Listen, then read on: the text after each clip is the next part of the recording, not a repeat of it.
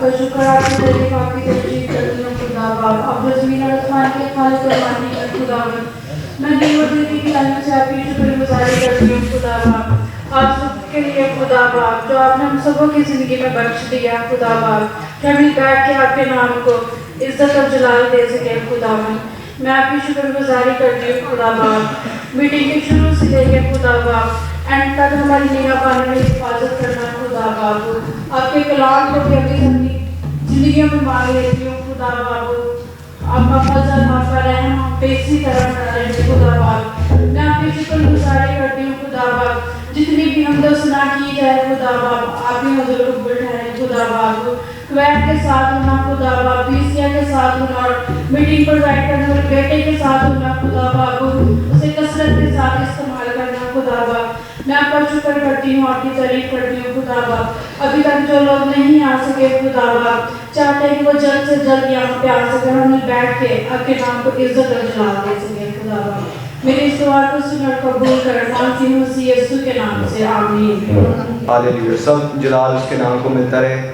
آگے ہم پرستش میں بڑھتے ہوئے زبور نمبر 99 گائیں گے۔ یہوہ راجا کرتا ہے کلو مناون کر او نبی بیٹھا کم پہ زمین پر یہوہ راجا کرتا ہے کلو مناون کر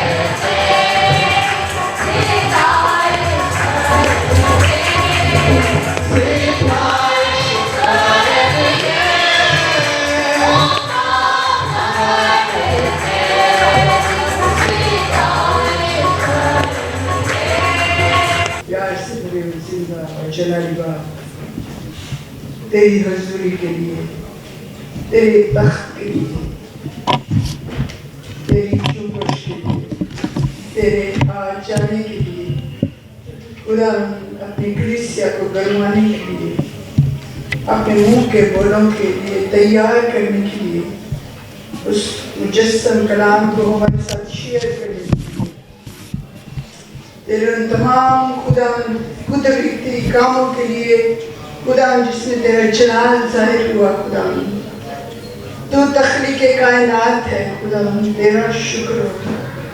تو نے خداوند ہمیں بنایا اور خداوند ایک پتلے میں اپنا دم پھونکا، اپنے سارے ایٹریبیوٹس، اپنی ساری خصوصیات خداوند ہمارے اندر اڈیل دی تاکہ ہم تجھ جیسے بن سکیں، تیری صورت پر ڈھل سکیں۔ اور یہ کلام ایسے ہی کر رہا ہے کہ ہمیں ہماری اصلاح کر رہا ہے، ہماری تربیت کر رہا ہے، ہمیں اپنے آنے کی خداوند تیاری کے لیے وہ ملبس کر رہا ہے۔ خداوند تیرا شکر ہو، تیری تعریف ہو خداوند۔ اس وقت تیرے پاس آتے خداوند پورے طور پر تیرے لوگوں کو تیرے ماہر کاریگر ہاتھوں میں دیتی ہوں، جو سنوارتا ہے، بناتا ہے خداوند، گھڑتا ہے اور ہمیں نئی مخلوق بناتا ہے خداوند، ہر روز تر و تازہ کرتا ہے۔ اور خداوند تیرے خادم کو، خداوند تیرے منصور کو خداوند تیرے قوی ہاتھوں میں دیتی ہوں خداوند، اس کی زبان کو، اس کے خیالات کو خداوند، اور خداوند اس روح القدس کے وسع میں خداوند تیری قدرت کے ہاتھوں میں دیتی ہوں تاکہ خداوند وہ کلام جتایا ہوا ہے خداوند ہم تک پہنچے، جو شہد کے ٹپکوں سے زیادہ میٹھا ہے، ہماری راہ کے لیے روشنی، ہمارے قدموں کے لیے چراغ ہے، جو ہماری توسیع کرتا ہے۔ خداوند تیرا شکر ہو، تیری تعریف ہو، تیری حمد ہو، سارا جلال خداوند تجھے دیتے ہیں۔ اور خداوند تیرے لوگوں کو تیرے ہاتھ میں کرتی ہوں، ان کے دل خداوند، ان کی سوچیں خداوند، اور خداوند وہ حکمت عطا کرنا جس سے خداوند وہ کلام ہمارے دلوں میں اترے، اور اپنے بندہ کو خداوند اپنی قدرت کے ساتھ استعمال کرنا۔ یسوع مسیح کے قادر بابرکت نام میں مانتے اور پا لیتے ہیں، آمین۔ مسیح خداوند کے بابرکت جلالی خوبصورت اور فتح مند نام میں آپ سبوں کو سلام۔ کی طرف اپنا دھیان لگائیں، اور اسی سلسلہ کو جس کو ہم نے نئے سال سے شروع کیا تھا کہ ہم کلام اقدس کے کس خاص نقطہ پر یا کن نکات پر بات کر رہے ہیں۔ پہلا نقطہ کیا تھا جی؟ کریشن، تخلیق، یہ سب کچھ جو آپ کو نظر آ رہا ہے، حالانکہ اس کی وہ صورت نہیں رہی لیکن یہ خدا کی کریشن ہے، ٹھیک ہے جی۔ اور اس پہ ہم نے پراپر بات کی تھی۔ اس کے بعد ہم نے کیا سیکھا تھا؟ گراوٹ، فال، یعنی انسان وہ کریشن میں جو کریٹ کیا گیا، خوبصورت ایک کمپلیٹ انسان، ایک کامل بشر جو پیدا کیا گیا، وہ گر گیا، اور گرنے کے اثرات ہم نے دیکھے، وہ حالات، واقعات، وہ سارا سین کریٹ کیا گیا آپ کے سامنے کہ کس طرح انسان گناہ میں گرا، اور گرنے کے بعد اس کی لائف کیسے ہو۔ ہم نے اس پہ پراپر بات کی ہے۔ اگر آج آپ کو یاد ہو تو ہم کیا بات کریں گے؟ فلڈ، کیا مطلب ہے جس کا؟ طوفان یا سیلاب، ٹھیک ہے۔ اور سیلاب طوفان کے وسیلہ سے آتا ہے، ہوائیں جب چلتی ہیں تو سیلاب آتا ہے، ٹھیک ہے۔ یہ ہواؤں کا رخ جب بدلا جاتا ہے وہ سیلاب آتا ہے۔ میرے ساتھ نکالیے گا لوکا کی انجیل، مقدس لوکا طبیب کی معرفت لکھا گیا یسوع مسیح کا انجیلی بیان، اس کا 17واں باب، اس کی 26ویں آیت سے تلاوت کریں گے۔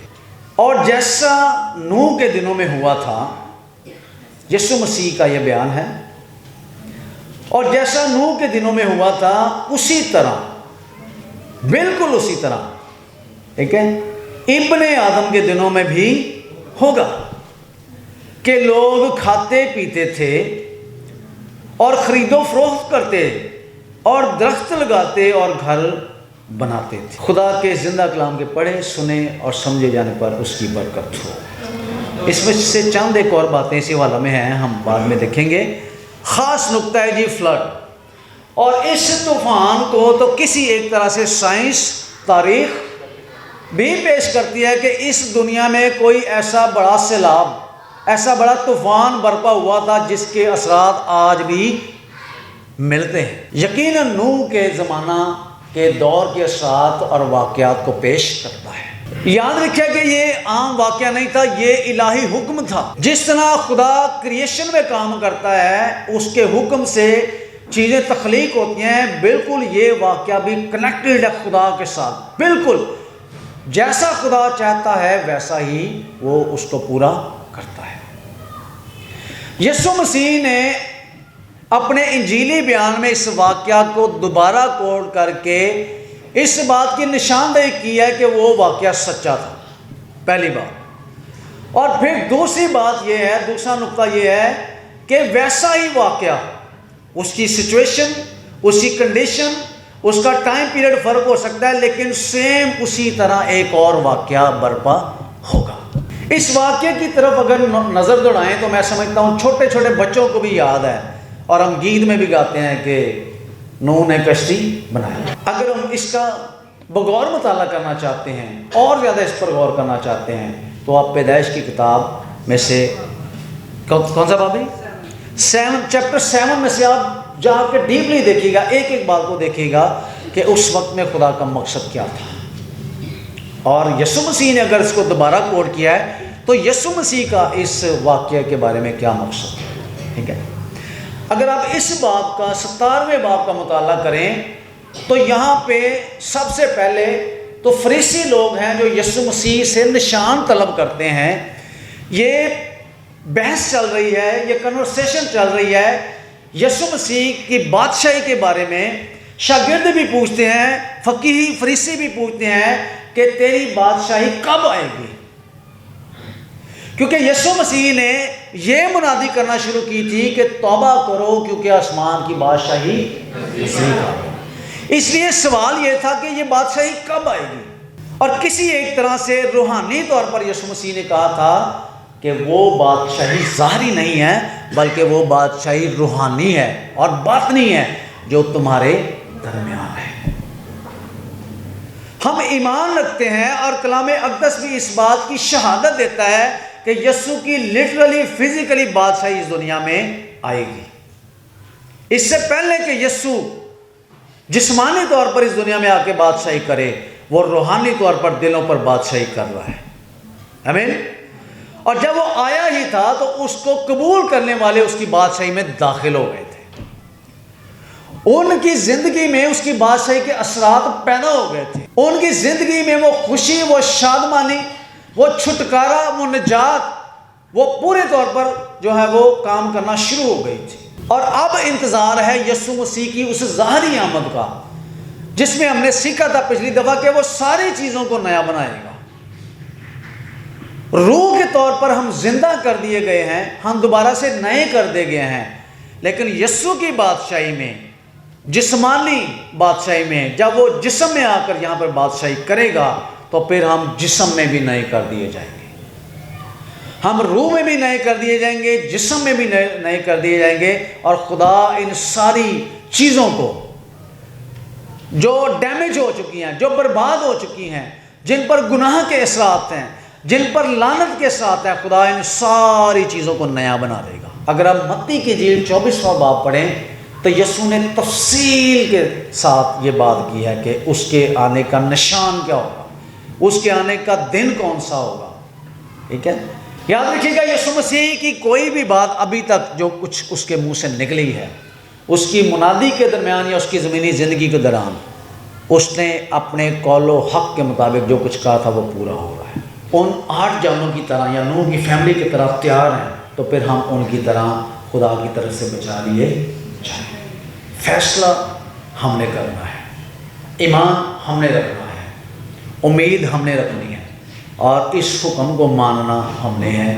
یسوع مسیح کے آنے کے دن کو، ابن آدم کے دن کو ہم نے جو ہے وہ اس کے لیے تیاری کرنی ہے، آمین۔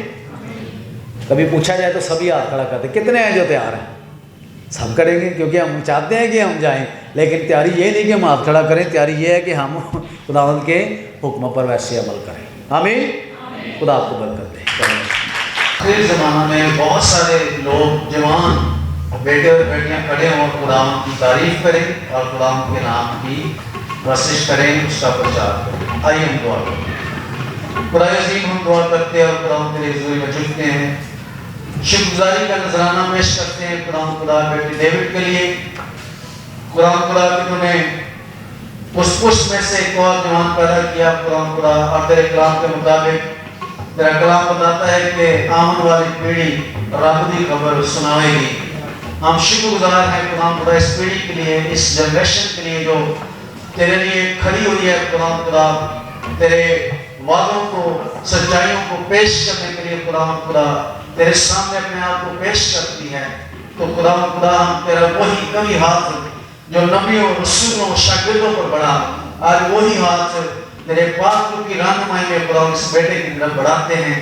रूह कुद्स की वो मामूली जिसने कमजोरों को तवानाई दी और बड़े बड़े काम लिए, अच्छी काम लिए खुदा खुदा, इस खिदमत के आगाज में, इस खुदा खुदा प्रेजाइडिंग के आगाज में हम खुदा खुदा दुआ को हैं अपने बेटे को मामूल कर, भरपूरी के साथ इस्तेमाल कर और सारी इज्जत, सारा जलाल मेरे बेटे यीशु मसीह को मिले। हम खुदा इसकी रूह जान बदन को, अक्ल को, दानिश को तेरे सुपुर्द करते हैं। ये जैसे कदो कामत में, इल्म में, दानिश में बढ़े, वैसे ही तेरे रूह में बढ़े और खुदा खुदा बहुत सी रूहों को बचाने वाला बन सके।